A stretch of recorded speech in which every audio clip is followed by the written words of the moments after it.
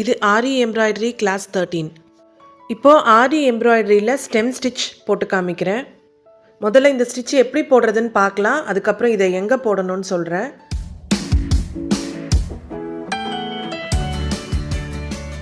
முதல்ல இந்த மாதிரி ஒரு லைன் ட்ரா பண்ணிவிட்டு நான் இப்போ ஒரு 1 சென்டிமீட்டரில் ஒரு மார்க் பண்ணியிருக்கேன் பாருங்கள்.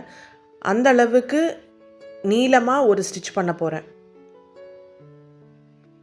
ஸோ ஃபஸ்ட்டு ஸ்டிச் பார்த்திங்கன்னா 1 சென்டிமீட்டரில் பண்ணிவிட்டு பக்கத்தில் க்ளோஸராக ஒரு ஸ்டிச் வைக்கணும். அது வச்சதுக்கப்புறமா இப்போ ஃபஸ்ட்டு போட்டோம் இல்லையா, அந்த 1 சென்டிமீட்டரில் ஒரு ஸ்டிச்சு, அதோட சென்டரில் ஒரு ஸ்டிச் வைக்கணும். அங்கேருந்து இப்படி புல் பண்ணிட்டு வந்துட்டு இப்போது அங்கேருந்து கணக்கு பார்க்கணும். அங்கேருந்து 1 சென்டிமீட்டர், அதாவது அந்த சென்டரில் ஸ்டிச் வச்சோம் இல்லையா, அங்கேருந்து 1 சென்டிமீட்டரில் இன்னொரு ஸ்டிச் வைக்கணும். ஸோ இந்த ஸ்டிச்சும் பண்ணதுக்கப்புறமா பக்கத்தில் சின்னதாக ஒரு ஸ்டிச்சு, க்ளோஸராக ஒரு ஸ்டிச் வச்சுட்டு திரும்பவும் இப்போ இந்த ஸ்டிச்சோட சென்டர் பார்க்கணும். இது வந்து டோட்டலாக ஒரு 1 சென்டிமீட்டர் வரும். ஸோ அதோட சென்டர் பார்த்திங்கன்னா இந்த இடத்துல வருது. ஸோ இந்த இடத்துல இப்போது இன்னொரு ஸ்டிச் வச்சுட்டு அதை புல் பண்ணிட்டு வரணும். ஸோ இப்போ 1 சென்டிமீட்டர் தள்ளி இன்னொரு ஸ்டிச் வைக்கணும்.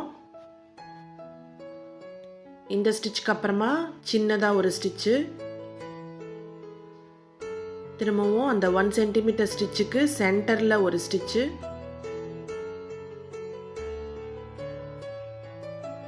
அதை அப்படியே புல் பண்ணி எடுத்துகிட்டு வந்துட்டு 1 சென்டிமீட்டர் தள்ளி ஒரு ஸ்டிச்சு,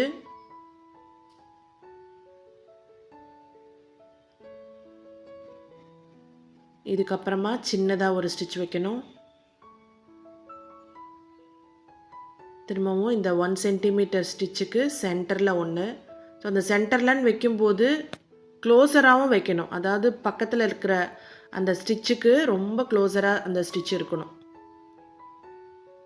ஸோ இங்கே ஒரு ஸ்டிச் வைக்கிறேன் 1 சென்டிமீட்டரில், திரும்பவும் சின்னதாக ஒன்று.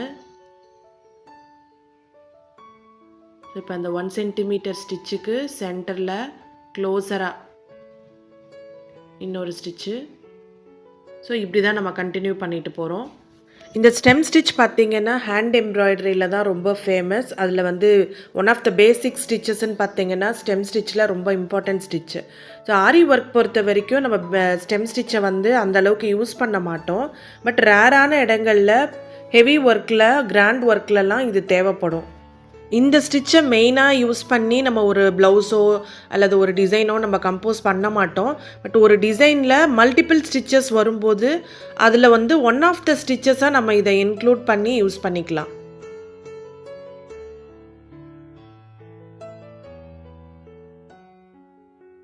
இங்கே நான் நாட் போட்டு முடிச்சுக்கிறேன். இந்த மாதிரி ஒரு டிசைன் வரைஞ்சிக்கிறேன். இப்போ இந்த டிசைனில் நான் ஸ்டெம் ஸ்டிச் பண்ணி காமிக்கிறேன். இப்போ நான் இங்கே ஸ்டார்ட் பண்ணிக்கிறேன். இப்போது ஸ்டிச்சை வந்து கொஞ்சம் சின்ன சின்னதாக பண்ணிக்கலாம், ஏன்னா இது டிசைனில் பண்ண போகிறோம். அதுவும் இந்த மாதிரி சுழிக்கிற மாதிரி டிசைன் வரும்போது நம்மளுக்கு சின்ன சின்ன ஸ்டிச் வச்சோம் அப்படின்னா தான் அந்த சுழி வந்து கிளியராக தெரியும். அதுலேயும் பார்த்தீங்கன்னா இந்த ஸ்டெம் ஸ்டிச்சில் வந்து உங்களுக்கு பக்கத்தில் ஸ்டிச்சஸ் வர்றதுனால அது ரெண்டாக பிரிகிற மாதிரி வர தெரியும். அதனால் வந்து எவ்வளோ ஸ்டிச் சைஸை கம்மி பண்ணி யூஸ் பண்ண முடியுமோ அந்த மாதிரி யூஸ் பண்ணோம். பட் அந்த சென்டர் சின்ன ஸ்டிச்சு அந்த டிஃப்ரென்ஸ்லாம் இருக்கணும். ஸோ ஒரு ஸ்டிச்சு கொஞ்சம் பெருசாகவும் இன்னொரு ஸ்டிச்சு கொஞ்சம் சின்னதாகவும் இருக்கணும். ஏன்னா அந்த பெரிய ஸ்டிச்சுக்கு சென்டரில் நம்ம இன்னொரு ஸ்டிச் ஸ்டார்ட் பண்ணுற மாதிரி இருக்கும். ஸோ நம்ம இப்போது அந்த ஸ்ட்ரெயிட் லைனில் போட்ட அதே கான்செப்ட் தான், ஆனால் கொஞ்சம் வளைச்சி போட போகிறோம். ஸோ இந்த மாதிரி உங்களுக்கு டிசைன்ஸ்குள்ளே நம்ம இந்த சில்க் த்ரெட்லேயோ இல்லை ஜரி த்ரெட்லேயோ இந்த ஸ்டிச்சை இன்க்ளூட் பண்ணி தைக்கலாம்.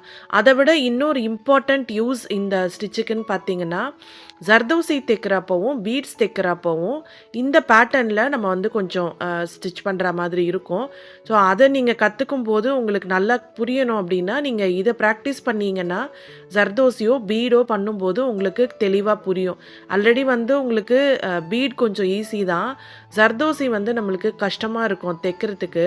ஸோ அந்த டைமில் நீங்கள் இந்த கான்செப்டையும் புரிஞ்சிக்கணும், ஜர்தோசி கூடயும் வந்து நீங்கள் மேனேஜ் பண்ணணும் அப்படின்னும் போது உங்களுக்கு கஷ்டமாக இருக்கும். ஸோ இந்த டைமில் நீங்கள் இந்த ஸ்டிச்சை நல்லா ப்ராக்டிஸ் பண்ணி இந்த ஸ்டிச்சோட கான்செப்ட் என்னன்றதை புரிஞ்சுக்கிட்டிங்கன்னா நீங்கள் வந்து ஜர்தோசியில் தைக்கிறப்போ உங்களுக்கு ஈஸியாக இருக்க மாதிரி இருக்கும்.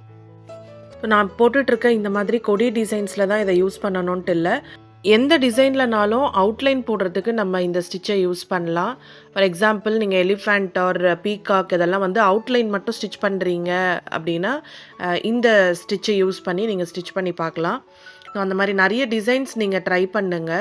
எவ்வளோ வந்து நீங்க பேசிக்ல கொஞ்சம் காம்ப்ளிகேட்டட் டிசைன்ஸ் மாதிரி உங்களுக்கு தெரியலாம்.